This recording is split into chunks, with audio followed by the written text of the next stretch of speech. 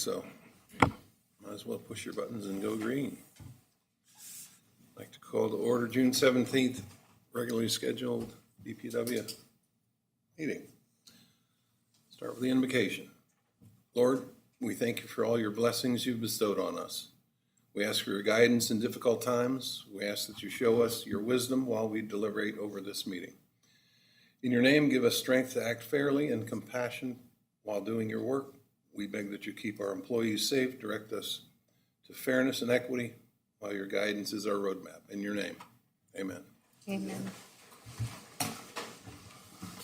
I pledge allegiance to the flag of the United States of America and to the republic for which it stands, one nation under God, indivisible, with liberty and justice for all.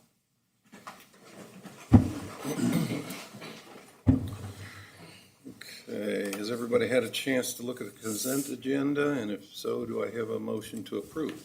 So moved. And a second? Second? All in favor? Aye. Aye. All right, motion carries. Do we have any comments from the audience? None? Okay.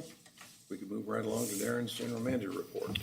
I think if you look at the agenda, we don't have much, but I'm going to be nice and long-winded here.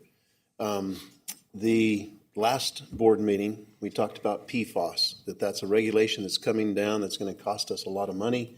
It could be quite problematic because we're going to be testing down to the parts per trillion. Well, we have more regulation. Here is another one that's going to be hitting us, and it's going to cost us some money. And we have some planning to do. We've already had some work done, and that's the lead and copper rule.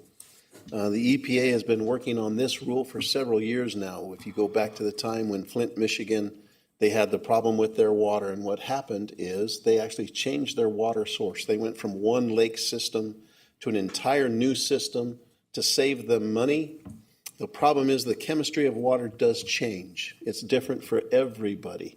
And there's a couple things. There's a measure of corrosivity and there's a measure of pH. And if those things change substantially, or even a little bit, you can end up having lead leached from the pipes in the ground. Prior to 1986, there was a lot of lead service lines, lead fixtures, lead piping and plumbing that was put into homes all across America. Lead was a great line that was flexible yet strong, and so it was put in everywhere. We have a significant amount of it here in Hannibal. And so with that, because of that, what happened in Flint, Michigan, they've wanted to make sure that people are safe. It's a problem for health. It's known. And so they have gone and promulgated a new rule. And there's actually 3 iterations of the rule. The first one came out and was very seriously and aggressively grasped by the nation when the Biden administration said, we're going to take lead out of everything, 100% removal. And that goal is a very, very, very heavy and high goal. It's going to be tough to meet those requirements. One of the things they recognized is that this lead doesn't just affect our service lines. So most of the lines that we have in the ground here, we have cast iron, we have steel, we have plastic, we have PVC, HDPE pipes that are mains. But when it comes off of that main, there's what we call a gooseneck, then goes to a pipe that goes to a meter, that then goes from that meter into the home to serve the home. There is lead all the way from that gooseneck into the home. The struggle that we have is there's a property line.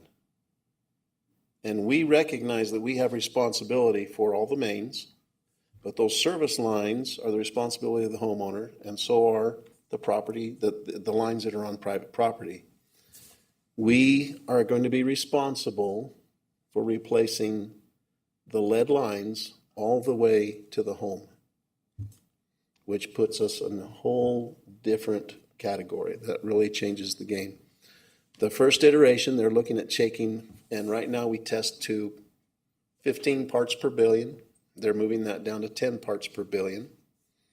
What we do is we have an X number of homes, call it 25 homes, that every single year we go and we test the first pint of water that comes out of the home, not out of the home, out of the faucet. So they don't use their faucet all night long. They come in and They take this sample from the faucet, and that's where you measure how much lead is in the water. They're now going to ask us to do a additional sixth, is it sixth or fifth? Fifth pint. Fifth liter. So you take the first one, that's a sample, you let it run 4 more liters, you take the fifth liter, and you're sampling both of those. That way you're sampling not just was at the faucet, but back inside the system, further in, to see if there's any lead inside that system. So we're going to be doubling up on our sampling to make sure that that is safe. We have to have increased communication with our customers. So if we have any kind of sampling there, we're going to have to immediately get it out. We have approximately 3 days to make that happen. The very first hurdle that we have to meet is that by 2024, on October 16th, we have to have a survey of all of our services to the state regulators. We have got that prepared. Matt and a previous intern last summer, we've gone through records. We've been keeping records as we dig up the ground, and we have different opportunities to look at our service lines. We're collecting that information, we're adding that to that survey and turning it in. Right now, we have approximately 60% of our customers have a lead service line. If you do the math, if you look on my report, out of our 8,000 customers roughly, if you figure 60% of it, that's 4,800 lines that we're going to have to replace. If we estimate a repair cost between $2,500 and $3,000 per service. So what's going to require is we're going to have to go into the road. Most of our mains are in the road. You have to cut the blacktop. You go down to the service line. You cut that one off or remove it, replace it, then take that service line. You either simply replace it or remove it. It costs us about, from that to then rebury it, repave, replace whatever curbs there might be, between $2,500 and $3,000 per service. If we have 4,800 of them, the total cost of that is approximately $13.2 million. Now, they're going to be giving us 10 years to get this done. Let me back up one more step. Right now, this is a federal law. It has been promulgated to every state in the union. There are certain states that have adopted it and are moving on it. Missouri is not one. They're still taking this information and going to promulgate their own rule, but we're confident that all of these things are going to be coming to us. So we've got some things we're doing to prepare. If we're just looking at removing what's on our side of the property currently, that's that $13.2 million. You then have to take that number and either double it if you anticipate that the remainder of that property going from that property line to the base of the home, another $3,000. Matt, you just came back from AWWA. What is their average cost of taking it to the home? Between $10,000 and $15,000 for each one. So that's taking my estimate and tripling it at least. Can I ask a question? Maybe this You is bet, Matt. please. Is there a provision for home filtering? In other words, installing a carbon filter in the home instead of doing all of the digging. Just install that filter in an appropriate place. That's one of the things that you want to comment. You made the comment that in Denver, I believe, or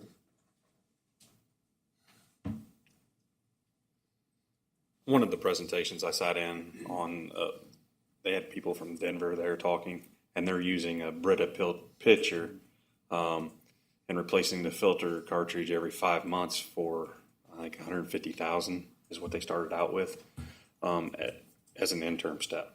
They're not, until those lead service lines got replaced, that's what they were doing, but they had no intention of leaving it long-term that way. A Brita, you mean like just the pitcher thing? The pitcher, yep. Oh, The reason I ask is when I moved here 10 years ago, I had installed a whole house filter for $150. And now it doesn't use carbon filter. In other words, it's not, it may not get the lead out, but it does get particulates out. So it seems to me that, if that technology is available. We're not getting a lot of wiggle room. In other words, can we do something, is there a cheaper way of doing this? Maybe we simply say, we can't afford this, therefore we're just going to say our water is not safe. You're responsible for your own. That's not an option that we see. Do we give everybody a filter that they are going to, drink from? Is that what we do? Maybe that's what we do in the interim, but again, I think we're on the hook no matter what, that we're going to have to replace these services. So again, that 13.2 million just for our services, double that, triple that, we're talking, 30 to $40 million very easily in the work we're going to have to do. The other thing is the time frame. If you look at 400, so we've got 4,800 services we're going to have to do. It takes us a couple days. It takes us a day at least to do one. Sometimes if we're really on it, we can do two, but it's going to take some time and people. So we have not made up the decision which way we're going to go. Do we then give this to a outside contractor? Is this something that's better that we pay an outside contractor? We simply do the job management, make sure they're doing it according to our standards. They come in and do that. They have liability stepping onto private property. There's some value in both of them. Or do we take and we hire 4 more people that are going to and have the equipment that we're able to go out there and every single day take out a couple of services? So those are the things that we're having to look at logistically. We have until 2027. That's when that really begins. I don't think we're going to sit on it that long. I think it behooves us to absolutely get into and move forward this as carefully and calmly as we can, but aggressively. But this is what we're looking at with this lead and copper rule. Other things that's going on is the testing. That's implied and improved. So a couple things that we're doing to make sure that we're prepared. Number one, we've got to get rid of the unknown. We still have some homes out there that we just don't know. If you don't know what they are, it goes down as either a lead service line or a galvanized. Any galvanized has to be out as well. If that's what it is, we don't know. We can go back, we can either inspect. If we have any guess that it's not, we will inspect that and maybe take that off the list. That might save us time in the future. So reducing the unknowns. Number 2, the continued partial replacements. We've got to make that decision that we're going to not just go and replace things up to the service line, up to the property line, but we are going to be going to that home. Now, we're going to wait a little bit as Missouri propagates this rule that there might be some wiggle room there. There might be some definitions that they give that will keep us from having to go as far. But we will wait for that just a little bit longer, see what the Missouri rule is once they get that propagated completely. We'll also probably ask our attorney to weigh in on that as to what we do, what kind of liability we have as we do step onto that private property. What rights do we have? There's a lot of companies right now that have been aggressive, but they have property owners. If they will not allow you on their property, they have to sign off on it. And I believe there's like 4 iterations of that they have to do before it's considered appropriate. And so legal is going to be involved heavily on that. What do we touch on the private side? Determining our funding strategy. One of the things that the federal government has done is they would generously put out $15 billion, and that was to help with, in grants, to help with the initial inventory work, but it's truly earmarked for those that are under the environmentally and underserved areas. And we have only a very small portion of what we have that really qualifies that. Most of that money has gone to other areas and communities. Flint, Michigan, you can imagine, has gotten there quite a bundle out of that. The AWWA has estimated that the cost of taking care of this is going to be approximately $90 billion nationwide. The federal government has come up with $15 billion. You can see that there's a significant shortfall. And so as we look at this, we can start planning for a 10-year effort of replacing all of these, the extra employees, the extra manpower, or the paying of an outside contractor to do this. This starts in 2027, so we've got a little bit of time, but that time's going to go very, very, very quickly. And then finally, the establishment of new sampling. The sampling is going to be amplified. We're going to have to do more of it. It's going to take longer. The ability to communicate, I believe we're there. We've got a great ability to communicate electronically and et cetera, but it's going to have to be much quicker than what we have done in the past. So all of these things are according to that lead and copper rule and what's being brought down to us. So there's more to come, but I also say we need to recognize that it is coming. You're going to see us budgeting for it in the future. It's going to be added costs, and unfortunately, we don't see very much pressure on us. It's going to be reducing costs. We only see things that are hitting pressure in us to increase costs. So if the tests are done and there is no lead present, regardless of what service lines are feeding it, we don't see them, is that going to have to be replaced also? Yes, doesn't matter. If it's lead, if it's of that material, we're going to replace it. So even though we are maintaining, so we keep very good, careful numbers coming out of with our water coming out of our plant. We're at 7 pH, neutral. We keep the corrosivity down, and so we have pretty good numbers. You do a sampling, and I believe it's 25 homes, Matt, or 40? 30. We take 30 homes, we do the testing and all, and it's called the 90th percentile. And all of them, some of them have some, but it's not hitting that 10 parts per, or the 15 parts per billion. So they're all legal, they're all meeting the state requirements. But if we have X number of them that go above 3, then we have to report that. We have not been there. Have we ever been there? Have we ever hit the 90th percentile in lead? I don't believe we have. And so we have, because of our water, our treatment, we really don't have an issue. And so we meet those state requirements. We're going to have to replace these lead lines in spite of that treatment. And most of that's in the older neighborhoods, older subdivisions, older than 70, 86. 86. 1986 was the year that the federal government said absolutely no more lead solder, no more lead inside brass fittings. All of that went away at that point in time. So if you've been built after that, you have a high confidence that there is no lead in your system. So from the incoming service through the meter, or where's the gooseneck involved? After the meter? Right at the main. So on the main in the middle of the road, this gooseneck, it's been lead. That's what it's called. It just comes up in terms, and this lead line comes and gets to the home.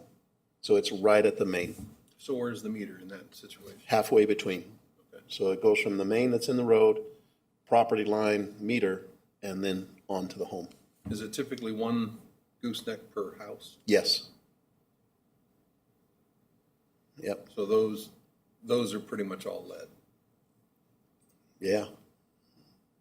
Anything prior to 1986, maybe, yes.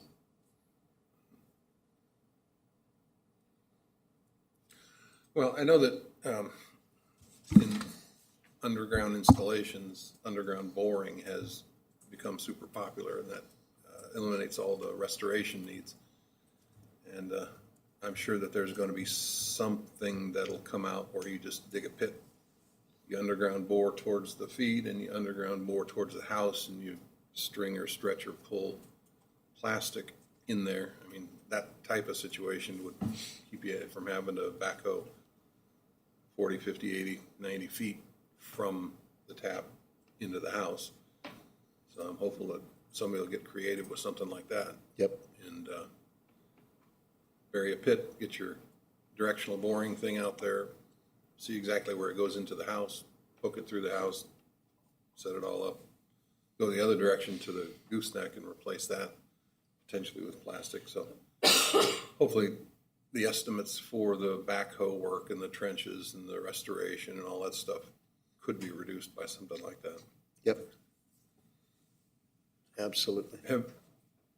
Have we actually done lead testing?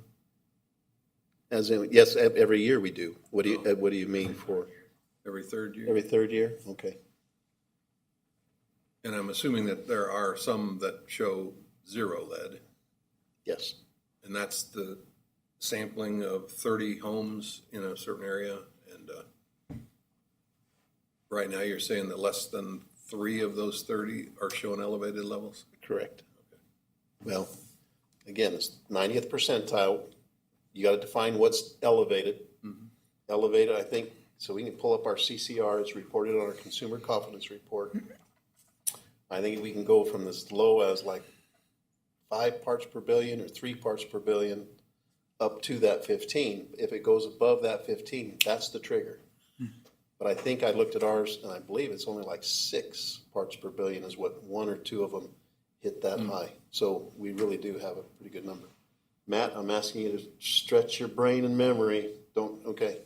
But it's on our consumer confidence report, which is available to everyone. But it's in there every single year. It's reported every single year.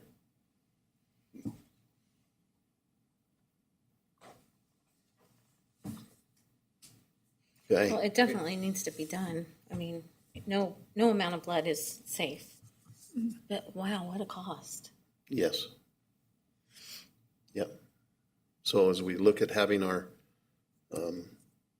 reserve fund, you do the math on that pretty quick. Paul, how much is our, another 1.3 million per year just for our side? Paul's going to have to budget for that and make sure we have the money for it. And so we need to make sure that we've got that reserve fund in a healthy place so that we can do that. And that would only come from the water fund. It would be in the water. Yes. Yep. This is purely on water. So that's, again, kind of a warning. Please know that's what we're working on and moving forward. I also have a quick discussion on the Grain Belt Express. The Grain Belt Express continues to go through the courts. So the Grain Belt Express is trying to get our electric wind power that comes from Kansas generated there. They're trying to run this line all the way to Indianapolis, Indiana, roughly. We happen to be right through the middle of it here in northern Missouri. We have already contracted with them that if they can get us the power, we want to have at least 15 megawatts of power from them. We're going to have it for a long time, and we're going to have it at a very, very good price. The problem is they've got to get it to us. And so they've had people, a lot of the agricultural groups that have fought against it because they don't want them going through century farms. They don't want these power lines built in their backyard. And so there's been a lot of pushback on it. It has gone to the courts because part of it, the state legislature said, if you're going to bring power across our state, we not only want the 500 megawatts that you said you're going to give us, we've committed, we want 2,500. So we want more power from you if you're going to come across our state. And so the other people said, well, if you're going to give them now 2,500, you have a brand new project. And if it's a brand new project, you've got to re-permit all of this. Well, they said, no, we want to stay with the same project. We've already received the permission from the Public Service Commission. The Public Service Commission had given them a CPCN. It's called a Certificate of Public Convenience and Necessity, giving them the authority to bring it in. This has gone to the court.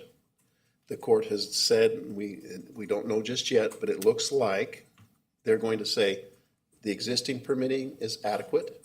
We're going to let you bring in the 2,500. Second question, we don't want you to bring any power in until you have this 100% built. We want it to go from Kansas all the way to Indianapolis, and then when you turn it on, it's all on at one time. They're saying, no, it doesn't make sense to do that. Let's do it in a phase. Let's do one phase, which gets from Kansas to Missouri. Then we'll finish it from Missouri to Indianapolis. That has also gone to the courts, and it looks like they will probably allow that to happen. All of that is to say, we're looking at getting this power perhaps by 2028 to 2030 in that time frame. So we're still several years out, but it is far better than what they'd had them stymied for even longer than that. So it is still going forward. We're still watching it. We believe it'll be a very, very, very valuable portion of our portfolio going forward in the future. So we keep an eye on that as well. And MPUA, their attorneys, they do a great job of watching that and keeping us abreast of what's going on there. So that's actually been some positive news for us on the electric purchasing for us. And is that exclusively wind? What they're generating, yes. Yes, wind farms over in Kansas. So, yay. There's one thumbs up for you. Okay, that is all I have, unless you have questions of me. I don't. Anybody questions? Nothing. No, that's it. Thank you very much. And moving right along to Mr. Munslinger for the operations report. Good afternoon. You'll see here on the first page of my report, we got the number of outages. We did increase the number of outages and thus the outage minutes for the month of May, which affected our overall reliability, dropping it by 0.02%. We continue to work with the contractor down at the 3rd Street Viaduct project. We removed some lines and such so that they could get the girders set, and we'll continue to work with them through the duration of the project. Page 2, you'll see our water numbers over the month of May increased, both production and what we sent to the system. During the month, we finished the semi-annual basin cleaning. We also got a new employee for second shift that began training on their shift. And as part of our filter replacement project, we replaced both the low side meters with new mag meters and replaced a old propeller meter with a new mag meter on the high side, leaving the water plant. And then next GAC exchange is scheduled for June 25th and 26th. That is something that with continued demand on GAC that we're having to schedule further and further out. Right now we're doing about quarterly. So it's just something to watch as we move forward. On the water side of things, we only had one leak for the month, and it was an old an older main down on South Main and Washington Street. We were able just to shut it off, and we'll go back and cap it at a later date. With all that traffic with the closure of the 3rd Street Viaduct, we wanted to stay out of there as much as possible. On the water side, they also completed the annual fire hydrant flushing and testing. This year we did the ISO accredited measuring method where it required 2 people, one to flush and measure at a hydrant, and then also to take readings at a previous hydrant. So that is something that is necessary for the fire department as they move for their ISO accreditation here in the coming years. Once we completed that, we moved to fire hydrant painting. That's something we've been pretty lax on in the past, and with this fire hydrant testing, it tells us what color we need to paint the caps and the nozzle caps.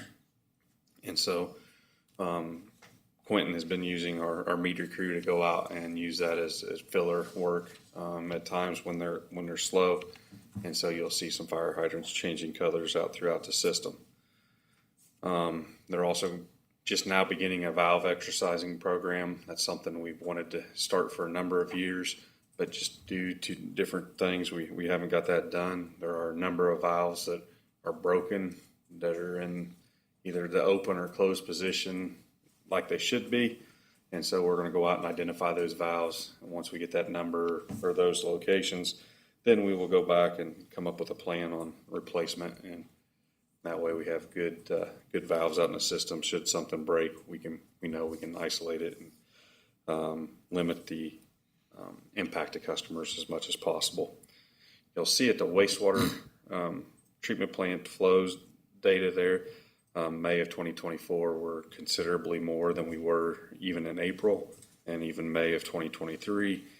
Our average day jumped about 2 million gallons, and that was a result of high river levels and rain events that were impacting the plant. So again, that goes right into the capital project of us lining those lower lying areas, South Main, where they did all the flood buyouts after 93 and I think it was 2009. trying to seal off those mains, and so we're not getting that groundwater or rainwater entering the plant, and thus reduce our operational costs there. Wastewater collection side of things, it was pretty normal month at cleaning and TVN. We did have 2 wet weather SSOs associated with the rain events, and then with the lining project, we assisted their TVing and cleaning contractor with access to manholes, and allow them to get in there and do the preliminary TV work for that project. And then big thing on IT side is we transferred Aclara data from in-house to the cloud. That was a process that Matthew was able to work through and work with the 2 vendors, Aclara and NISC, to get that up and operational after a few days and a few hiccups. But and then we've got some SCADA data and some billing office data in there as well. You all have any questions about the operations report? Just one. Could you talk about the city water leak at the pool, the impact on that? Does it affect our metering? Any leak from the pool would impact our metering. I can't remember the exact number last year, what it was, but we identified it. But it is non-revenue water. We do meter it, so we're aware of it, but we're not collecting any revenue off of it. And they're working on a solution to it, but it's just not something that'll happen during operation. So that comes under Park District. Yes.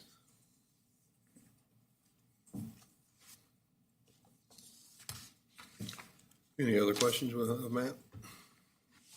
If not, you move right along, if you would, to the projects report. Yeah, the first one I want to talk about is the gravity filter media replacement at the water plant. As I mentioned earlier, we replaced the flow meters as part of that. But the big thing is the replacement of that media and the under drains in the actual filter building. The contractor got in there in April, demoed the filter number 1, and they spent the past month getting that filter painted, and then also reinstalling the filter under drains. Not everything was as it's shown on the 1924 plans, and so they did run into a few hiccups, and so they had to work with the manufacturer and the manufacturer's rep on getting those items checked off and make sure they work correctly. And so right now they've got the filter under drains installed. They're going to start putting the media back in. I guess it'd be Thursday, and then hopefully put it back into service on June 24th.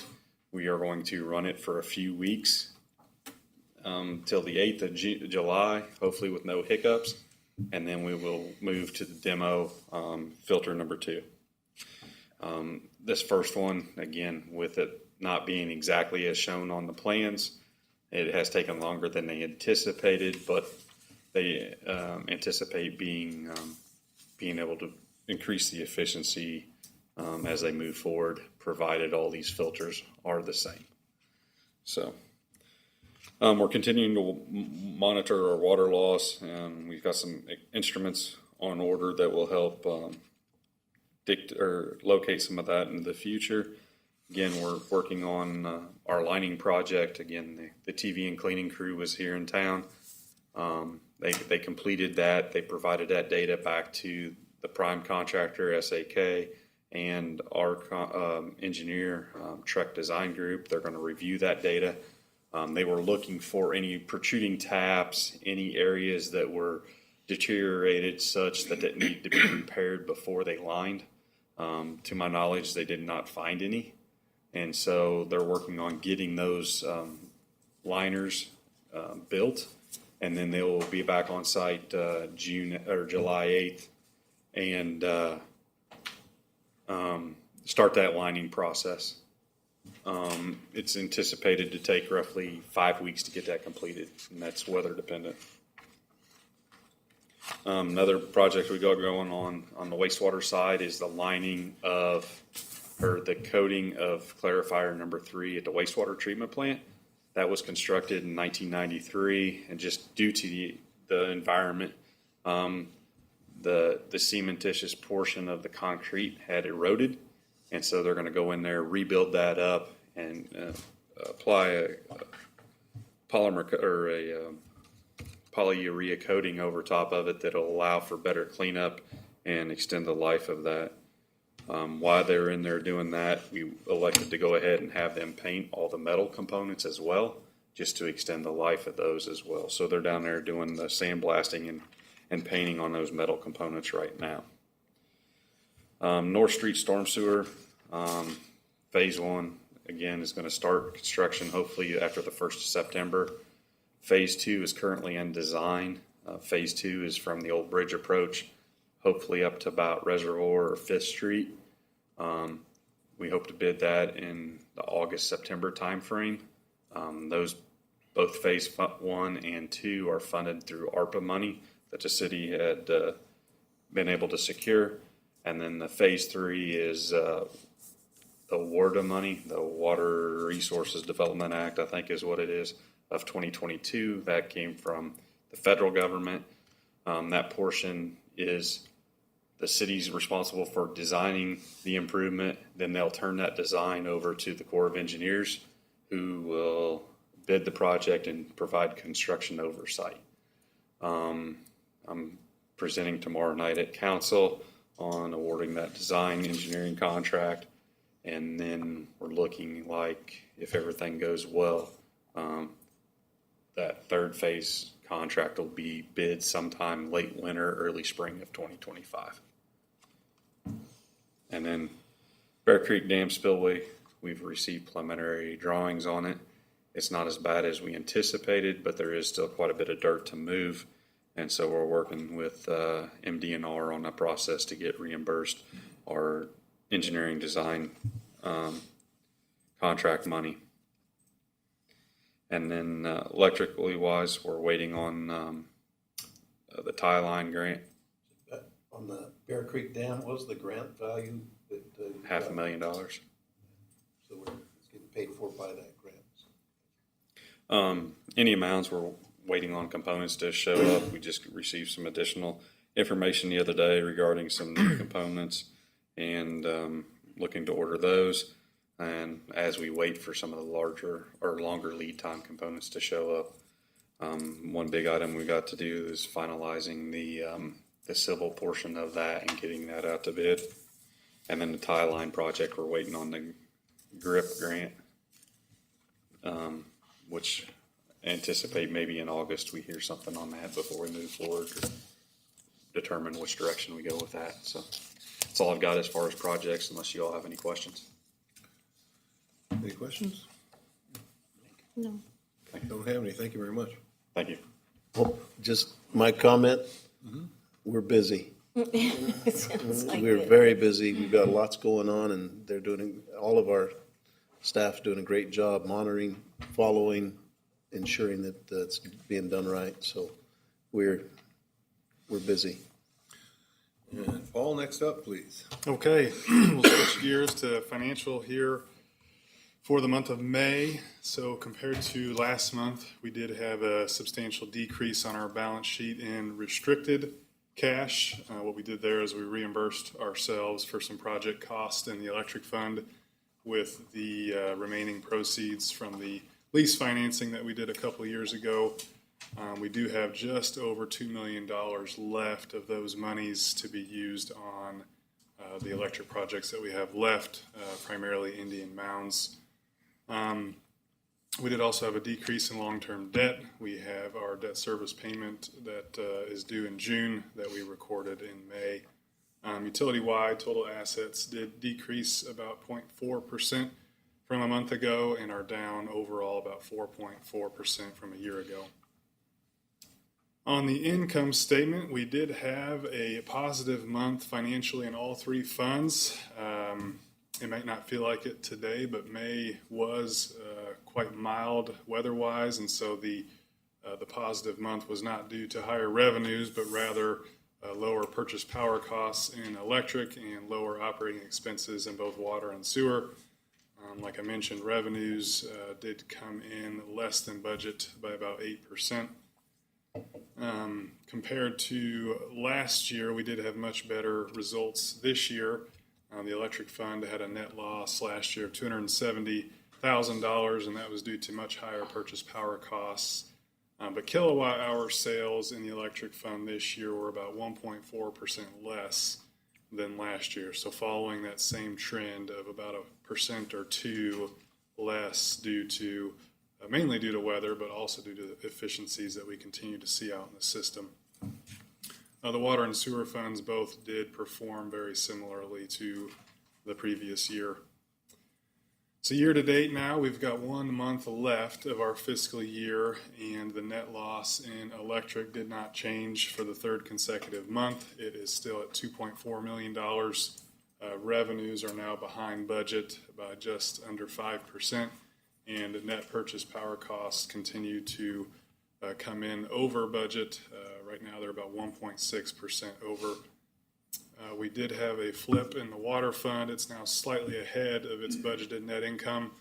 If you look at all the metrics, they're quite consistent with the budget. And then the sewer fund also did not change much. Revenues in that fund are about $144,000 than what we had budgeted this far year to date.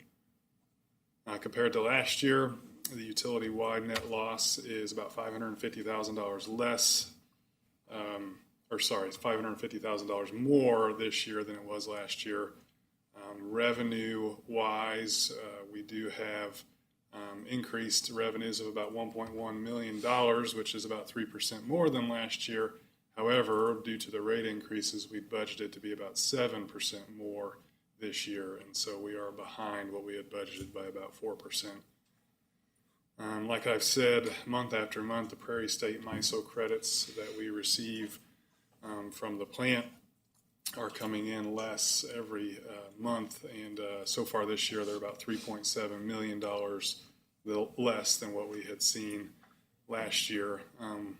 With the increase in temperatures here recently, we are anticipating receiving more back on those MISO credits. We have seen quite an uptick on our purchase power costs here these last few days, but we'll see. That's it on the balance sheet and income statements.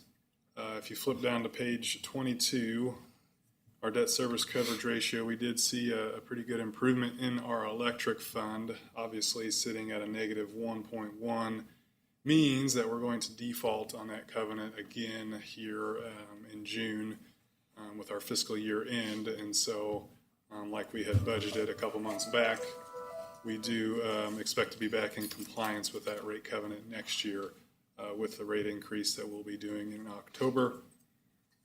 Did have slight improvement in the water fund, and sewer was pretty consistent as well. So positive ratios on those two accounts.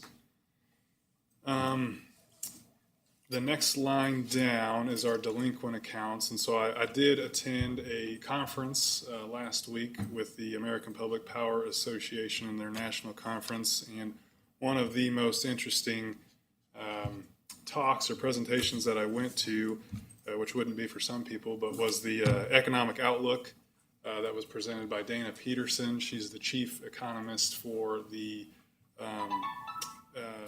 Conference Board, which is a group out of Washington that's heavily relied upon by the Federal Reserve and lots of other entities. Anyway, she did a great job in looking at an outlook, but a couple things that she said that I wanted to highlight on. About a year ago, we were all kind of anticipating a recession with inflation coming back under control. We don't really think that there is, they don't really think there is going to be a recession, but we do still see a soft patch coming later this year. Whether or not you call it a recession, I don't think it's expected to get to that level, but you look at some of the reasons why, and obviously with inflation coming back down, spending has come back down and real GDP has slowed as well. But a lot of that has to do with the consumer themselves, and some of the notes that she had given to possibly worry about and what we can look at how it might affect the BPW is if you look at credit card debt in particular, back when COVID hit, right before COVID, 2019, credit card debt, it's called seriously delinquent, which is 90 or more days past due in credit card debt, was right about just over 4%. So 4% of all credit card debt was more than 90 days past due. Fast forward to today, we are approaching about 7.5%. That's 90 or more days past due. You couple that with other loans, and that number grows to more like 11 or 12%. The next thing she mentioned is that why is that? Well, with the extreme inflation that we saw, we looked at some pricing compared from April of 2020, which was right when COVID hit, to today. Gasoline and other energy goods from that time period is up by about 88%. Utilities are up by about 28%. Restaurants, 26%. Food and beverage outside of a restaurant, about 20%. Clothing and footwear retail up by about 13%. So obviously we've had inflationary impacts on pricing, which we've definitely seen here with our utility cost. And so then a question was asked to the consumer with the expected soft patch in the economy and some of the rise in credit card debt. What do you, as the consumer, plan to cut back on? Right, a very logical question.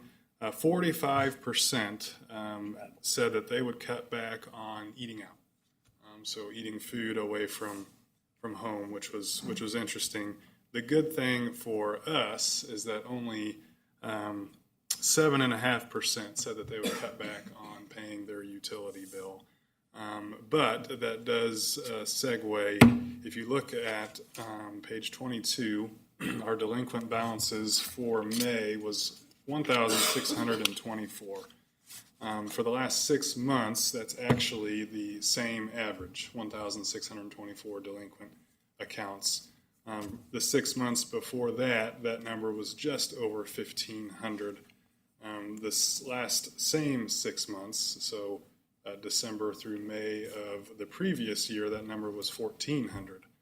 So we have seen in the past year an increase in our delinquent accounts. If you go back to COVID, and right before COVID, that number for quite a while was just under 1,700. So what happened with COVID is we had all of these programs that came out with utility assistance and things like that. A lot of these programs have expired. Now, some of them have been renewed, but several of them haven't been renewed at the same level. So we've seen our delinquents growing over these past 6 months. So that's something to keep an eye on. Next is penalties. If you look back over the 3 or 4, however you look at it, years of COVID, our penalties on a fiscal year came in, our revenues from penalties, so from past due accounts, came in between $200,000 and $220,000. So far, year to date, with 1 month to go, we're at about $239,000, and so we've had an uptick there. If you go back to pre-COVID, that number was closer to $251,000 in the 2 years before COVID. So what I'm saying is that the trends that we're seeing nationally, we are very much seeing here at the BPW. Delinquents are starting to increase. Penalties are starting to increase. It is something to keep an eye on. Fortunately, we do have a pretty robust third party that does our collections for us, and so we work closely with them to stay on top of that. But definitely something to keep an eye on as the summer goes on. Lastly, the last thing I'll mention is I read which really ties in, I read a report this morning that said that the average summer electric bill across the nation is anticipated to be $719 a month in 2024. That is an 8% increase from last year. Obviously, we are looking at a rate increase as well, but we are very much not alone in that and seeing those costs going up. Lastly, before I take any questions, we did sign an agreement to have UFS perform a cost of service study for us, like we had mentioned we were going to do in our budget. And so they are going to get started here very shortly and hope to have something to us by September that we can hopefully present to you all. And what they'll be doing is a rate analysis to ensure that we are adequately recovering our revenues appropriately from each rate class between residential, commercial, and industrial. And then they're also going to do a look at alternative rate structures and anything that we can be doing there.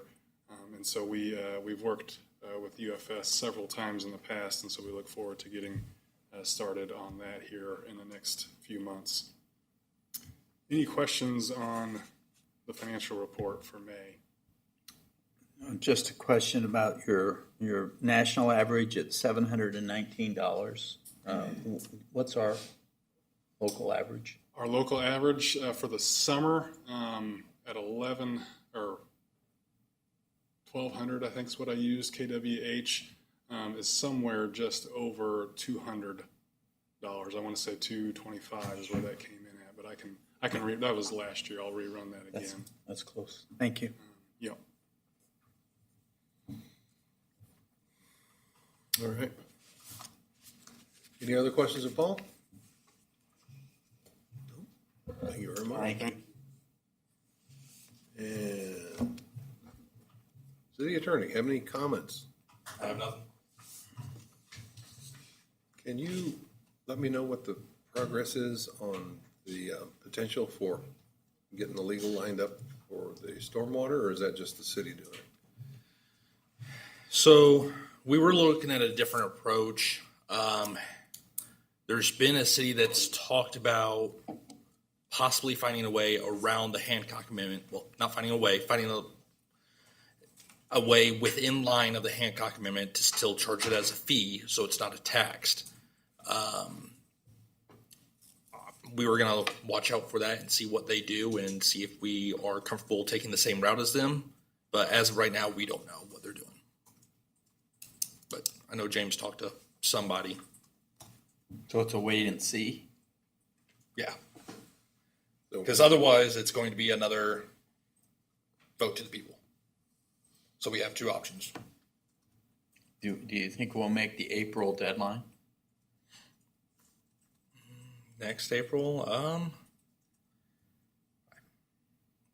we'll have a decision if we're going to try to do an ordinance or another vote to the people by April at least.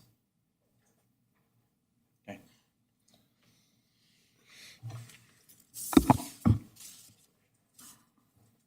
Is there any new area that they're looking at that might have it be a fee within the Hancock Amendment, in your estimation? I don't think so, but if they're going to try, then I was just going to look at what they proposed and see if I thought it fit within that Hancock Amendment and within the St. Louis case.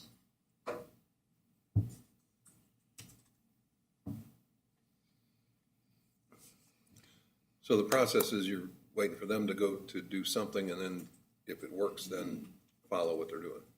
That's my thought. Because I'm not too optimistic with their approach, but, it's always worth watching and seeing if they think a way around it. Mm-hmm. Okay. Anybody have any questions of our city attorney? If not, we'll open it up to general discussion. Can I have one more general discussion? Please do. We're going to have a change here at the board. Bob, you get to come back. We have, can't do that now. They are going to be having the second reading, I believe, tomorrow night for Daryl McCoy becoming a new board member. Now, we have a plaque here, plaque of appreciation for William Dees. Bill has been serving here for the last 4 years, from April of 2020 to June of 2024. And you've been a great part of that. and we appreciate it very, very much. I would like to have a picture of it to memorialize this event. Can my fellow board members get in the picture? You can do that. Let's So do is he that. leaving? Let's do that. Come up here. Oh. Yep. Oh, He was Yeah, not make it renewed by readable. Lisa. Readable, readable, something like that. Okay.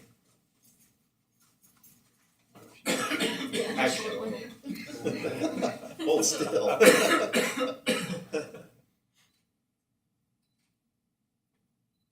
Now let me do one. I'm gonna have the picture. You guys be there. oh. It always improves the picture, I guarantee it.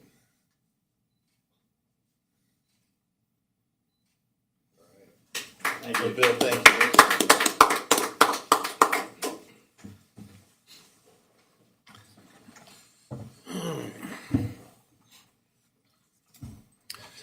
Any other general discussion?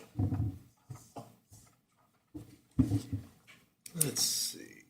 Bill, do you have the sections we need to, Closed section, close section? Do you have closed a session motion to go into closed session? pursuant to section 610-02112 of the Missouri Sunshine Law, the meeting shall convene in closed session to discuss contracts. Closed session shall include the board, Darren, Matt, Paul, Courtney, and the city attorney, or the attorney. Do I have a second? City attorney, too. Second? All in favor of going into closed session? Aye. Aye. Aye.